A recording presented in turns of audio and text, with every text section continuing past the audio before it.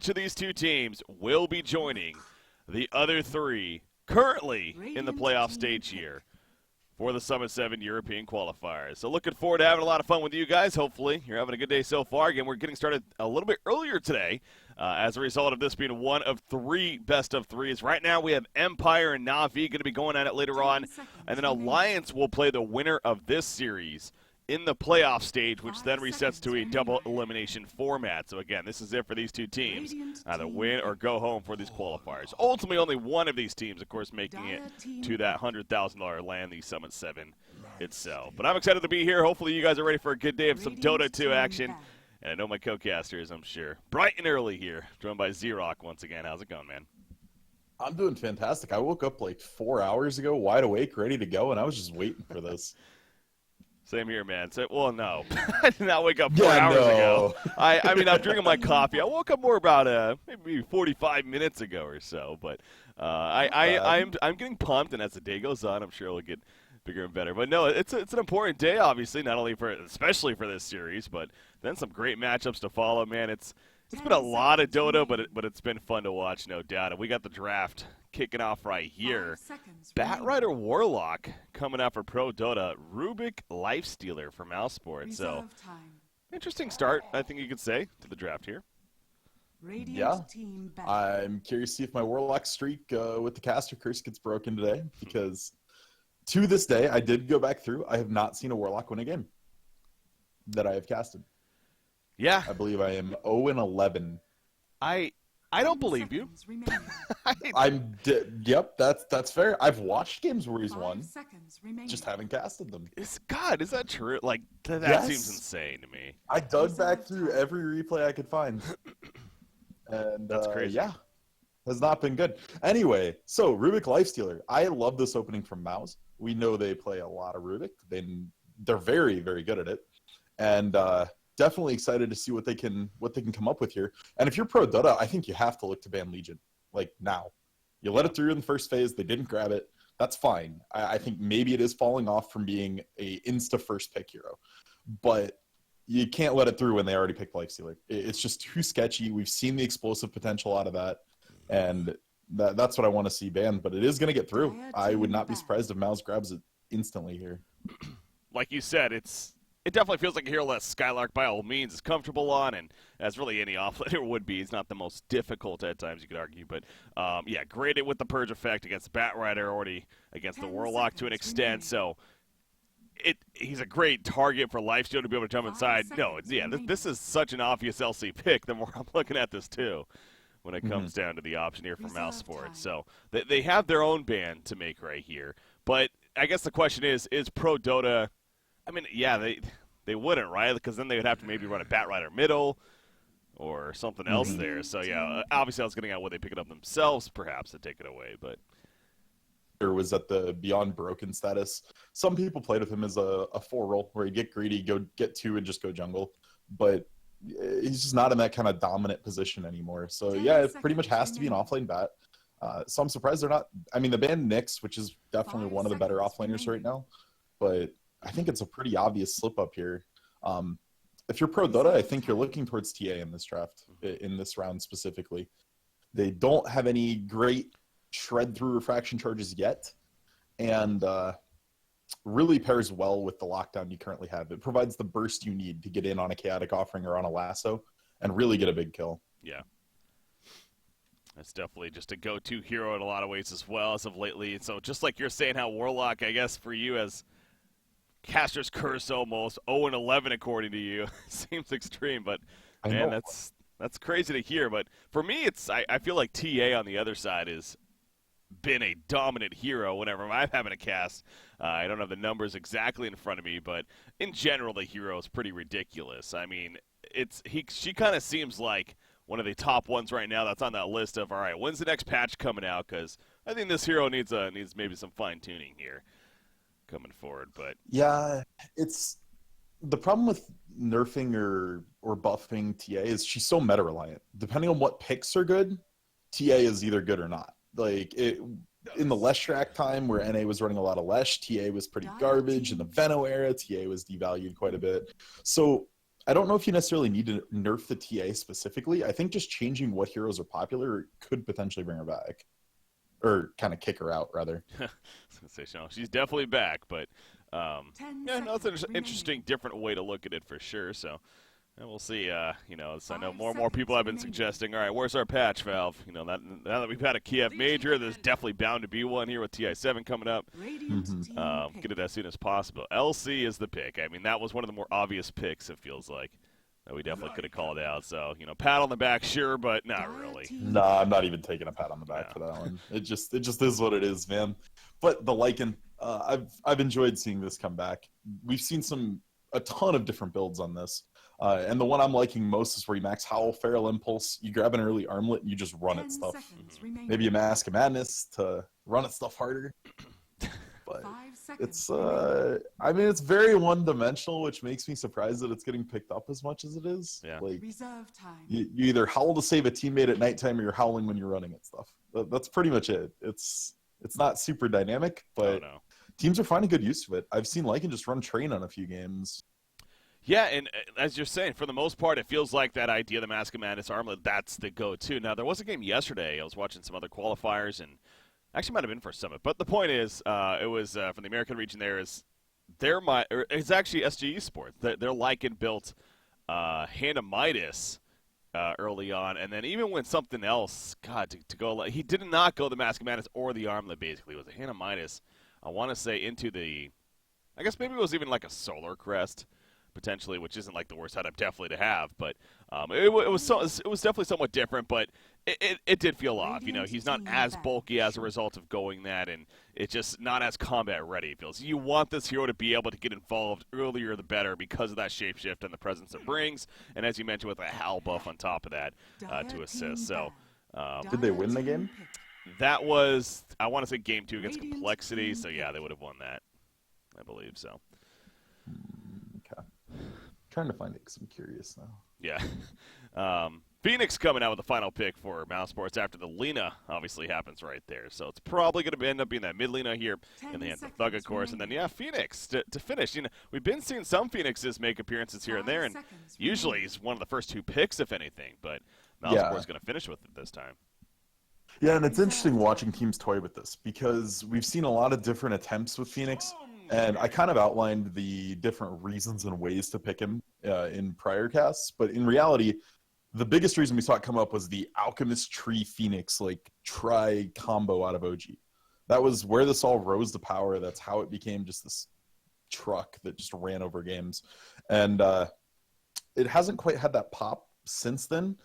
But we've seen some teams starting to get used to where you just pick Phoenix in a high-damage lineup, go egg in the middle, and when they're trying to kill the egg, you kill them. And this is definitely that kind of lineup.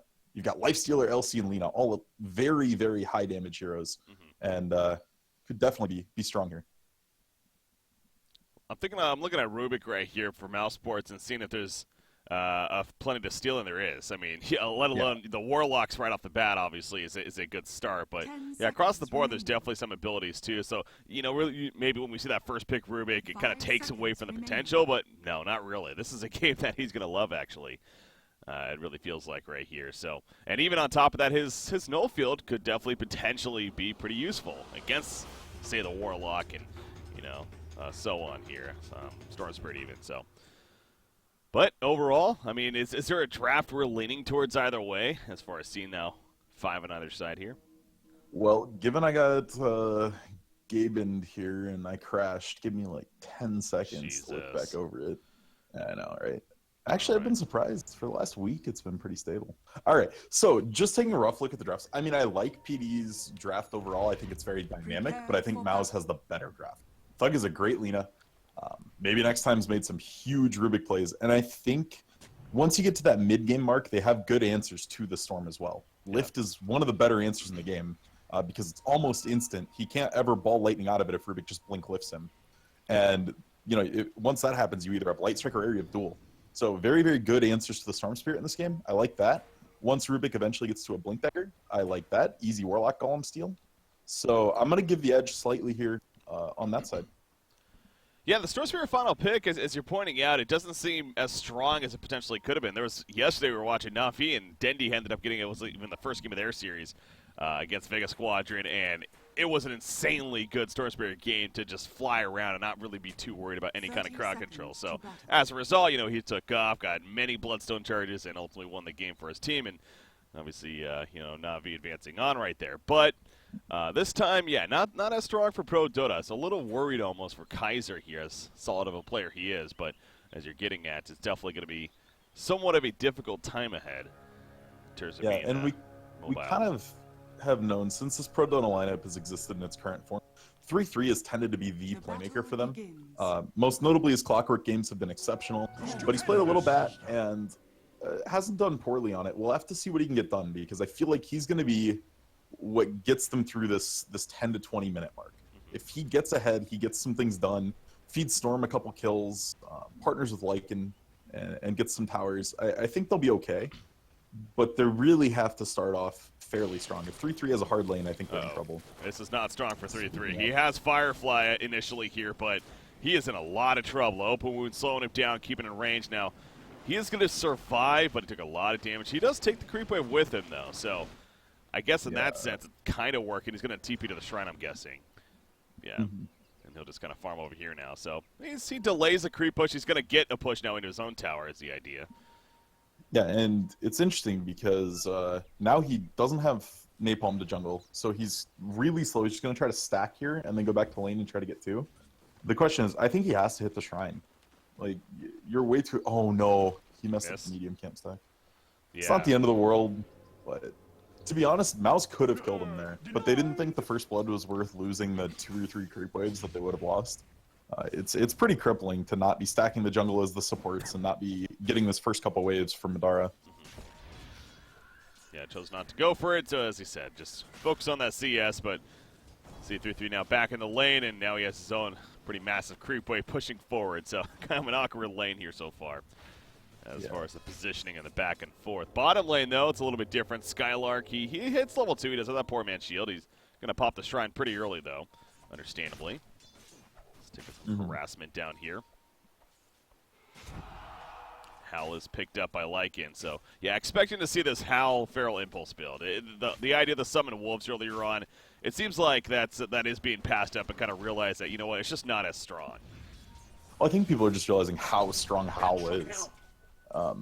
That was the big change to Lycan, and it's an insane defensive tool. During nighttime, 400 spike HP is so good at saving teammates, and then letting them turn off the back of it with the bonus damage.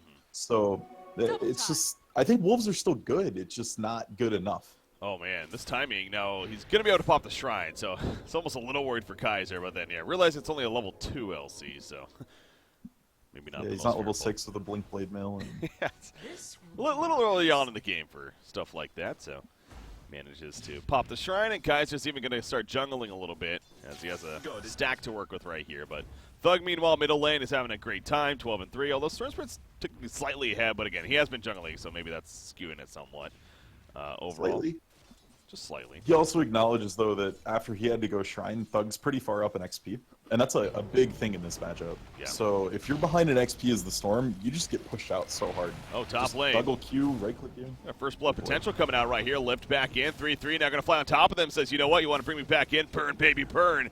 And the sticky napalms to assist with that. Maybe next time he's going to be run down by Milan, who lands a snowball and gets the first blood as a result. Now Spartan could be in a lot of trouble. Madara kind of just has to sit from a distance and watch his teammate burn before him as well. So a 2-0 start now for Prodota in their favor. Madara chasing, though, he has opened a wound. He's going to get close enough as a question. 3-3 line of sight causing issue. The fade bullet's not enough, and he's going to be fine for now. But Madara, okay, yeah, he is going to have to turn around, and maybe next time again in some trouble dealing with Tusk, but he is going to get the lift off and should be fine. Milan, he's good, but man, what a turn at the top. Yeah, it's just a huge rotation. Batrider got a few napalm stacks. They weren't aware the Tusk was going to come, and if you have 2 or 3 napalm stacks on you, Bat presses Firefly. If you can't just run away, you're dead. Tusk preventing that very, very well with the level 2. Now picking up level 3 off that as well. Yeah, I meant to bring up from the beginning, too, that this is a rematch, actually, of the first round. And it was a 2-0 win for Prodota in that first round. It was a couple of 40-plus minute games, so it definitely wasn't stomps by any means. Overall, a decent series there, but again, Prodota did have the better of them initially, so Waiting to see how this time it shapes up, and this being the elimination match now between these two teams. Defied. Yeah. Prodota for me too has kind of been one of the more impressive teams of this event. Honestly, I know they're here in this elimination match, but they've looked really good, especially for a team that we didn't really know much about. Yeah, they had to recently. make huge roster changes after Mickey and Insania left. Definitely a lot of question marks around this team. And then you got Mouz on the other side. We know all about them, but obviously they've had, say the least, maybe some disappointing success moving forward here. But, again, there's a lot of play to be had, and we're going to get more and more of a clearer idea as far as which teams are rising and which teams are falling over these next couple of weeks. And this is the exact kind of tournament we want to see for it. It's a tournament everyone wants to go to. This is one that a lot of teams have drive to go to, get to see everyone and hang out down in Cali. Yeah. So get a lot of info on these teams and how they're sitting and stacking up. Maybe next time should be okay. I like how he's in the middle lane, and now Tusk is here still beating on him. So it's like following him around. All right, so you love upheaval early on Warlock. You've talked about it a few times. This Warlock's being super intelligent. He hasn't had a need for bonds yet, so he's just holding the skill points.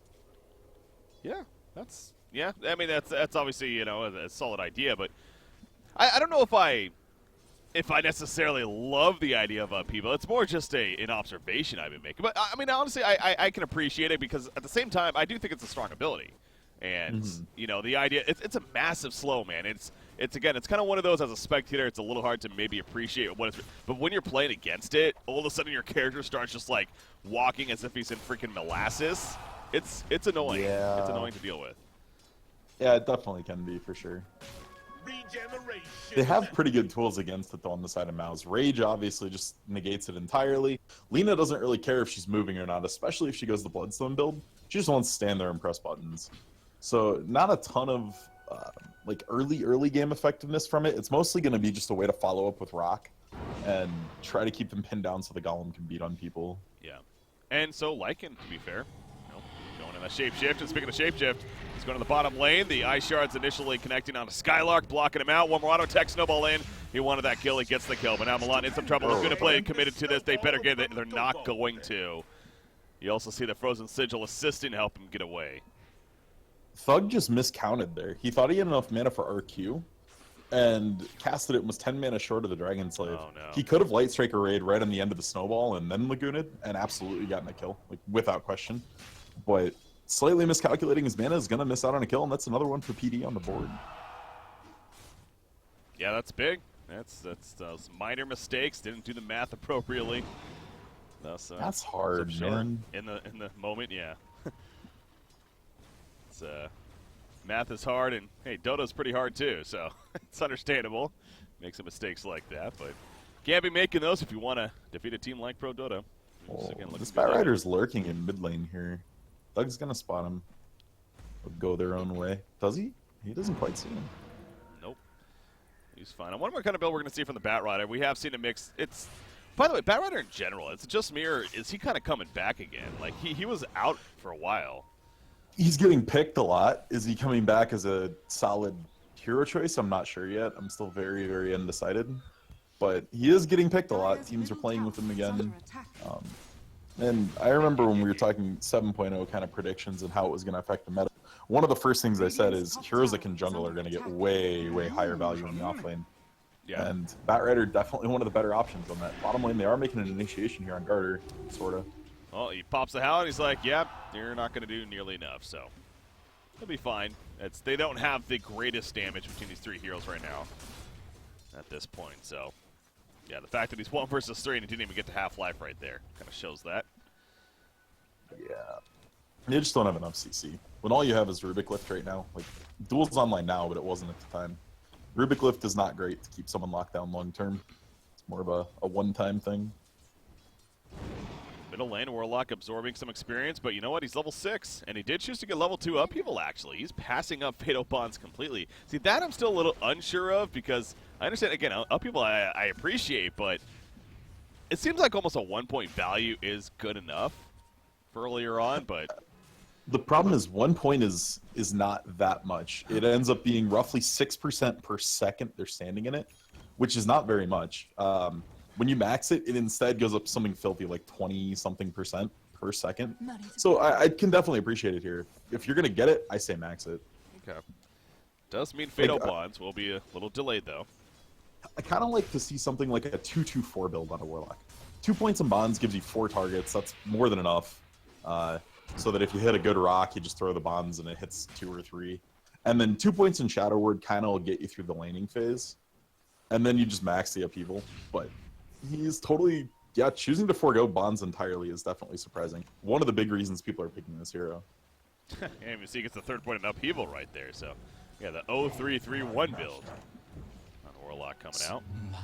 So I'm curious, we should probably see a smoke out of PD here. They have the Warlock Golem, and they know there's pressure in the spot lane. It's been a try lane for a long time. Smoke, Warlock, Tusk down there, and then just make a huge turn play on it.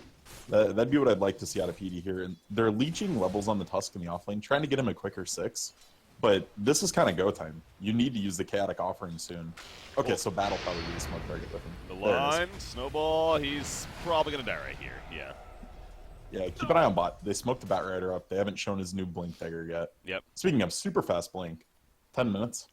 Yeah, brown boots, but still, yeah, very effective one at that. And that's what I was going to get at earlier. You know, will we see the Blink earlier? Will we see those, the drums earlier on? But besides for the Blink here. Ooh, this isn't enough damage to kill Skylark, though. They need Lycan to actually do it. It's like maybe the if he goes smoke is almost done. Yeah, no, they're gonna smoke's out. They're gonna go for Rubik instead, and this should be a lot easier. Just gonna land on Napalm initially. You don't want to rock this though. True, it's not necessary. Yeah, more than enough damage. Solo Rubik there. So they show off the blink, but they get a kill out of it. And they're going to transition nicely into a middle tower. By the way, how has the middle lane overall been going? Oh, switching over the net worth here. It's pretty even. It is pretty even, yeah. Both around that 5,000 net worth mark now. Yeah, every lane actually is almost dead even. Other than the fact that PD supports have been a lot greedier. That's the huge difference. We're seeing level 6s come online way sooner out of them. I like how Tusk has basically transitioned into an off lane. He's kind of just standing ground against Madara right here. He does have his armlet now, but you know he uses Walrus Punch, if anything, defensively. And kind of backs off. So, yeah, he's getting plenty of experience as they do not get the middle tower, though. So, it is enough of a defense from Mousesports here. Scare them off. And a little surprised by that, you know, with the Lycan presence, with that Chaotic Offering ready to go. But I guess they just didn't want to really push the tower, did Prodota? Yeah, no, they're preparing more for a mid-game fight. This is what they've set up for. The Warlock's going a Midas. They've got a ton of levels on their supports. And they really just want to be as greedy as they can. When you rotate your 4 position to the offlane and you jungle your offlaner, you're just trying to get the most efficiency you can out of the map. They're farming more creep camps than Mouz. They're getting more last hits. And they want to build that into an advantage and then look to leverage it all at once. Yeah. Dire's bottom tower is under attack. You see again, Lycan maxed out Hal now, and it is nighttime, so just tears through that creep wave and puts the pressure onto that bottom tower. But going to be nighttime for the next 3+ minutes here, so multiple Hals, very double the effectiveness going to be coming here. Mouz is on the hunt.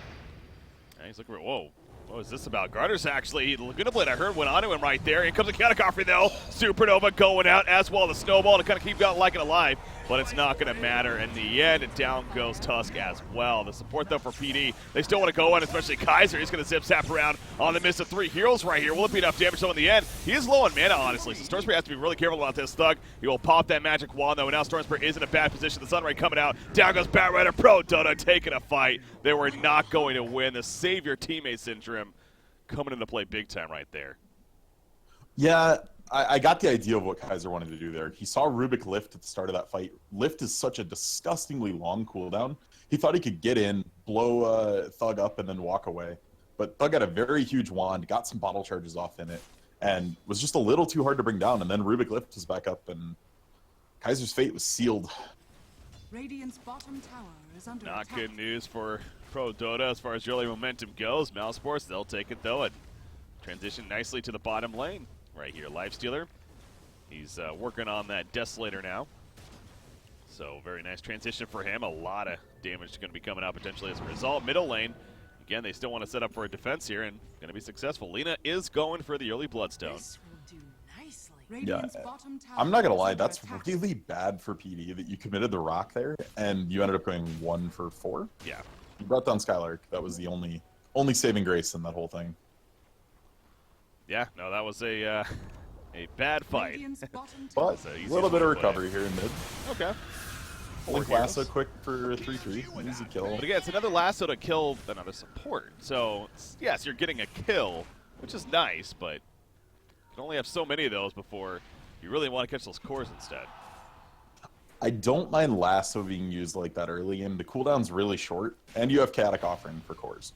So overall, I'm okay with this in the early game. Your Storm doesn't have his Bloodstone up yet. Right now, you just want whatever traction you can get, right? Yeah. So obviously, I think Thug would be the optimal target, but you're probably not killing Lifestealer even with a lasso, unless Lycan's right there. Like this Frozen Sigil use coming out from Tusk. Nice little way to scout out and also harass a little bit as far as the slow goes. But in the end, it is going to be killed off. Gives a lot of gold, too. It's 100 gold. Oh, yeah, that is actually quite a bit. It's a 50-second cooldown here on set ability. That does stay static. Top lane Lycan, he's made his way up here, and again, he is going this quote-unquote traditional build on Lycan as of late. The Mask of Madness, now the Armlet coming out. And so once he gets that, pretty bulky target, especially with that Howl. But nighttime is wearing off now, about 20 seconds left. Again, it's not that it's not effective, but it just happens to not be double the Dire's effectiveness. top So. tower is under attack. But they're going to push top lane here. Try to, at Smoke's least. coming in here quick from Mouz. Wow, maybe next time's like Storm or Bolt Lightning. I like this ability. Goes in, and they're going to get the pick off on a Warlock to start things off, so no chaotic offering threat. Can they get more out of this now? He does have a buyback if they commit way too deep right here, but doesn't seem like that's going to be the case. Radiant's Early in the bottom game, tower Ball Lightning under is such an attack. easy steal for Rubik. Later on, Storm's going to have enough mana that he can like Q during the Ball Lightning, which is going to give us Static Remnant instead. But early on, you just don't have the mana. So Rubik's going to have Ball Lightning pretty much whenever he wants it for the first 20 minutes or so of this game. And really strong initiation tool, Yeah. as we just saw. Yeah, the fact that gives him the presence to be able to go in and lift up, set up a target for the kill. Dire's That bottom seems like a tower very is under effective attack. choice to be taken earlier on in this game. So again, he's going to have plenty of options, including that Warlock Chaotic Offering. Got to be really careful about that as well. Try to hide that if you're Warlock here, but it's a lot easier said It's than almost done. impossible. Yeah, if you don't actually stun the Rubik, you can't cover that spell. The cast is just too slow on it. But PB now with the smoke up themselves, Lasso's back up, Chaotic Offering is up. So going to be looking for a Blink Initiation, and they're going to try to find Skylark here, who has the Lifestealer in him. So if they find this could be huge for PD. Lycan popped the Howl here initially. LC, he went the direction of where they were smoked up, so he's going to get caught himself. He pops the press the Madara's attack, stuck though. in charge. Here comes a Laguna plate as well. Yeah, Madara's trying to get out over here. He is still having trouble moving around. Thug, meanwhile, being run down by Kaiser now as a Ball Lightning in. LC will be picked off in the back lines, and Thug actually denies himself when it's all said and done, but that was so unfortunate. What was he stuck with, you were saying? Was it the trees? So the shards basically boxed him into the tree line. Oh. So he only had trees above him and shards below him, and he couldn't get out of it. That was... I'm going to say that was intentional. At least the idea was there to box him in a little bit, but I don't think Milan knew it was going to work that well. Yeah. Like, Lifestealer was stuck in that the entire 7 seconds of shards, and wow. I thought with how fast Thug rotated, maybe they could turn that back. He got there quick, got a good Laguna off, but Dire's top just tower not is under enough attack. Yeah. without Lifestealer. Lifestealer deals plenty of damage with that Desolator especially. Meanwhile, maybe next time he flies in with the Ball Lightning, lifts up Bat Rider, and should set up even the first victory for LC right here. So they do get it. Madara gonna infest actually one of the creeps offensively right there. Thug, he ducks the snowball and the Walrus Punch, but they're gonna kill on a Tusk. But now Thug, he is melting away. The Sunray coming up to heal him up. And now Garner's actually in some trouble right here. Take the Laguna Blade in the face. They do get the kill to Lena, but at what cost as they lose the Lycan? It's a 4-for-1 in favor of Mouse, and they're going for the middle tier tower now. Yeah, that one was... Radiant's So, middle tower PD, it's is not under quite like attack. save your teammate syndrome. It's, yeah, we lost one, but we think we can still win the fight. Radiant's middle Kaiser has tower burned half of his fallen. mana or more, diving in on Thug multiple times, and they just can't quite bring him down. Legion's been very quick on press the attacks to purge off the Electric Vortex, and Sunray is doing so much work in these fights to keep Lena alive. Like, Thug is just not dying when Kaiser goes on him. Yeah, the decision-making here of Prodota definitely seems a little off at times. You need to fine-tune that here as far as moving forward. I know it's it is early for us, and being European players, it's what 3 It's still p.m. early for them in gamer 2 time, right? p.m. It's like even the afternoon. It's yeah. like This is a morning match for most of these guys. Is, for gamers, for competitive players, yeah, this is early, man. So. What team was it? It was Onyx. Well, it was the old iteration of Onyx, the one that like PPD tried to do for a little while with Dubu and them. I don't remember what they called it, but when that lineup was going, they wanted to scrim at like 11 a.m. and everyone was like, "What? We're not up that early." So they'd start scrimming Euros, and they were scrimming Euros from US West, and it was like the worst thing ever for them. But yeah, they're the only team that I know of outside of like the Korean scene that scrims at a relatively normal time, like for normal people. Yeah, talk about some interesting roster changes, to say the least, man. That's been going on. You mentioned Onyx there, and that kind of, what do you think about the whole Demon situation? Leaving the team, or I guess getting cut technically, and now he's playing for Complexity, possibly standing there. Yeah, I mean, all right. Can we all kind of agree? Complexity is at the point where they're flailing. Kyle just wants to have a team of 5 that he can play with consistently, and he's struggling so much to find a group that clicks. And yeah, I feel kind of bad for him more than anyone in this situation, because he tried some newer players. With the last iteration, he was on stream. I think he said he doesn't want any more projects. So Demon could be a good fit for them, honestly. Somebody who's already got competitive experience. You don't need to build them from the ground up. He's good. Yeah, maybe not. What's that? Well, I was going to say he's good in that sense as far as the play goes, but I'm a little concerned about the attitude, personality clashing. Yeah. But as you said, I mean, they're desperate. Like there's not like the most obvious options out there necessarily, and they have to form some kind of team. Well, you're under the gun right now for TI. Like you got to get a roster going. This is the time you have to scrim, because qualifiers are going to be coming up probably mid next month. Yeah. So you really got to get stuff ironed out. Get a couple weeks to scrim. Well, the whole roster lock in the first place, it's 24th. True. That's what you have to. I think it's pretty safe to say that Complexity's. I mean, they'll get a direct invite to the NA qualifier, but I think Valve's been bending their rules a little bit on that. For close qualifiers, especially in NA. We just don't have enough teams. That's a fair. Although, yeah, it'll depend if they do an SA slot again. I'm assuming they will after SG, but well, discussion for another time, perhaps. But back to this game. We are right back here. in the game. Pause is over. So the Bloodstone down to 6 charges already. He denied himself the first time, died again. Doug's Bloodstone is suffering. Yeah, it's I mean, to be fair, both kind of are. Storm Spirit's down to 10 now. After that previous fight, he too did deny himself, actually. So going for the aggro Roshan here from Mouz. I like it a lot. It's a little brave with Chaotic offering up, but this ward that they have in their own jungle actually showed the Warlock at first. Yeah, Storm is now, Kaiser's saying, hey there, Rosh, go, but Warlock just ported bottom. So they're going to have to give this up. And that's going to be big for Mouz again. Lifestealer picks up the Aegis, and he's going to head towards the top lane now, as they do see Tusk pushing it in. Tusk has been doing a lot of solo play here. He's going to regret this, though. Yeah, I don't know what the game plan was there. He knew they just did Roshan. Like, I thought for sure he's just going to go in the woods and just TP immediately after that, if anything. But he got greedy, stuck around, tried to push a little bit further, and Milan ends up getting picked off. So. And it should be, I'm assuming we're going to see the 50 damage talent come out of Lina. Teams seem to be starting to go back towards favoring that, which I like a little better. I think the respawn time, yeah, it has purpose. I can understand it. He does go the respawn time. As you see but the problem with that is, unless you have bots already up and you're fully like ready to fight as soon as you res, I don't think you get a lot of value out of it. The 30-second respawn time is most effective from right now when he gets it till like 30-ish minutes when he's like level 20. After that, the value of it drops off quite a bit because your death timer is still too long. Yeah. And he doesn't have boots to travel. He doesn't have a blink dagger or any shadow blade repositioning ability. So we'll see what they can do with it here. I've always been so hesitant, as kind of fun as it is, that on a core especially, the idea, now obviously we had the whole Lone Druid situation with his respawn time and how powerful that proved to be, but even in itself, that was a level 20 talent. But the point I'm getting to, the idea of a talent that encourages you dying almost, with the respawn time. Like on a support, I get that because it's inevitably going to happen. Yeah, exactly. But on a core, you shouldn't be playing with the mindset, you know what, if I die, I'll just be up quickly anyways. Passing up 50 damage, 50 raw damage for that set ability, it just seems like, it seems a little silly as far as the mentality goes, right? Like, shouldn't be wanting to die.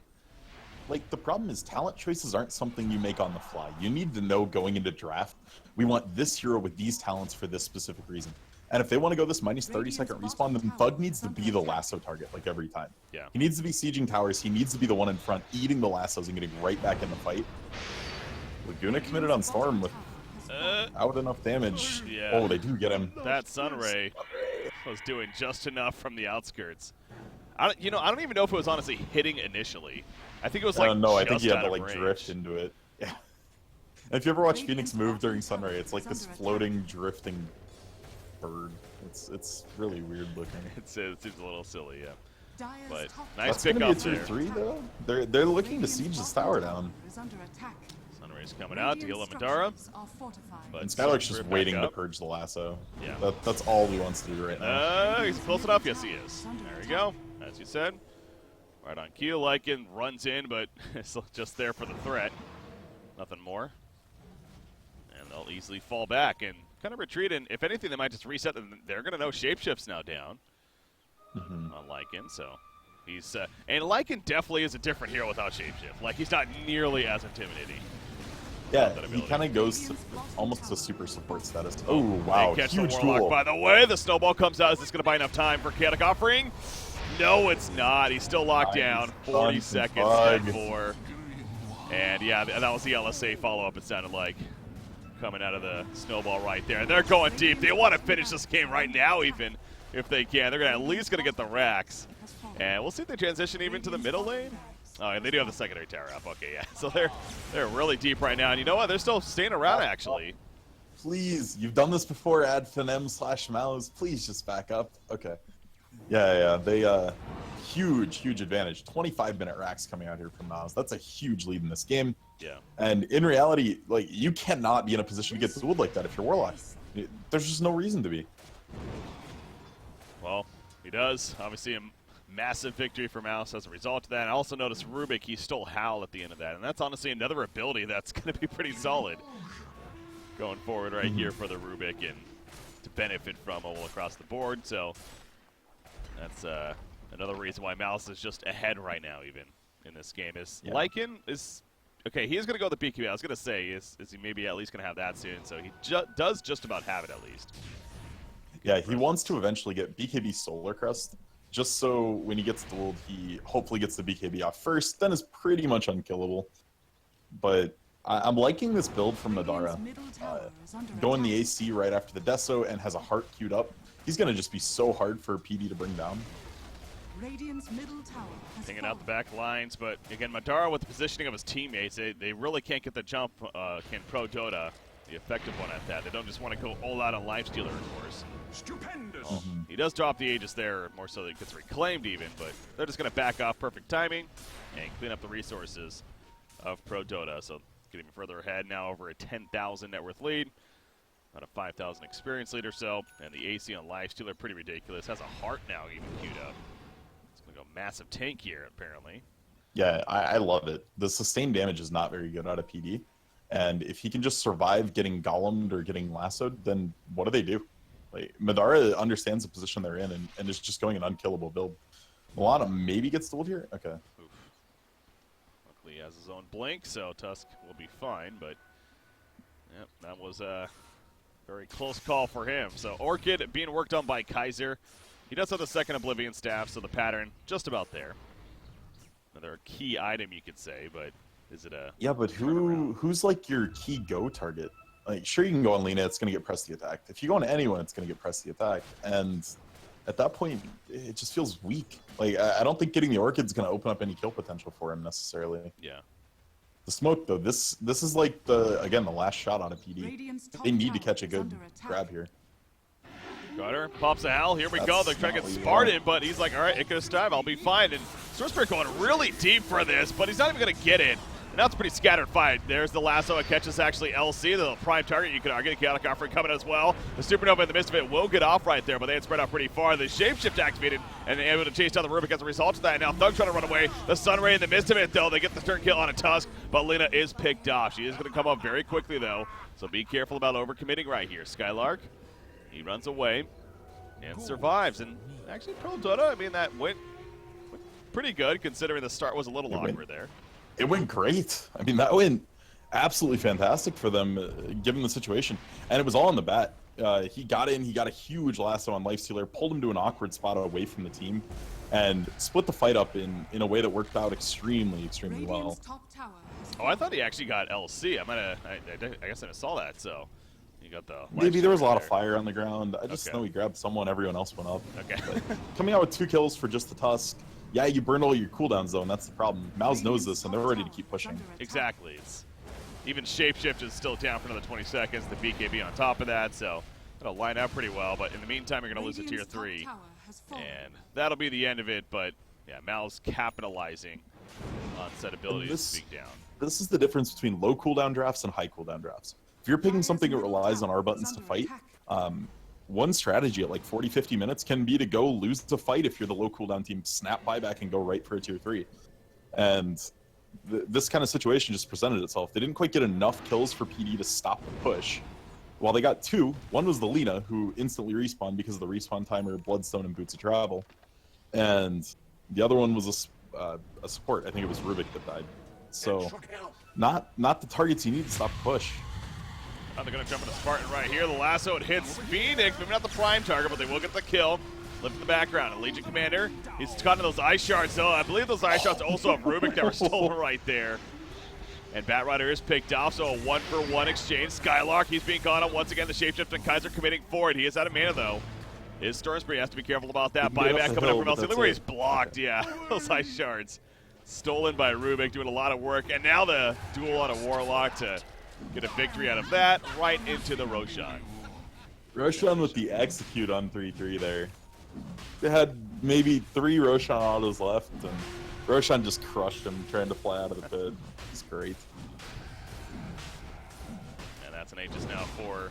Looks like it's going to be picked up by Lifestealer. Yeah, I mean, you brought up a good point actually about the Lina. I mean, that's an example of where the respawn is actually pretty damn good on Lina, to be fair. And yeah, they're using it very well. Yeah. They're positioning Thug in a dangerous position, and that's exactly what they need to do. Again, you're going up against a high cooldown team, especially with that Warlock Golem, so sure, she dies, but she's up in 5 seconds, if that, and coming right back into the fight, so. That's quick reset herself. The melee racks, they're going to use a fortification, but can they really stop this? Offering and last door up. I mean, if you're not going to go now, when are you going to go? Well, now is the call. They go on a Spartan in the back lines, but the Supernova is popped. They have to spread out from that. They want to try to kill it. That's not going to happen, though. They're pulled in. I like it. He has the BKB up, though. But, oh, he takes a good chunk of damage right there. And now he's going to go after Rubik. He will two-shot him, essentially, and is able to run out that upheaval. As we mentioned earlier, it is doing some work, as you can see. Slowing them down pretty massively there. But you lost. Yes. There is that part, though. Yeah, it's probably over here. Seems like Mousesports just really trying to close it out now. Here at game number 1. Batrider going to be picked off. He's dead for 50, and there we go. GG is called. It's official. Mousesports taking game 1 here in this best out of 3. Wow. So, Warlock's streak of hemorrhaging games continues for me. In reality, a lot of the games have actually been Warlock Tusk that I've seen lose.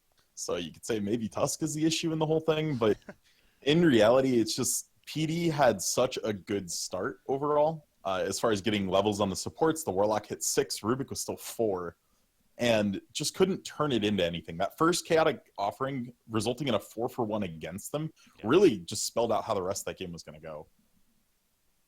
It absolutely did, and you see Madara there, 6-0-8.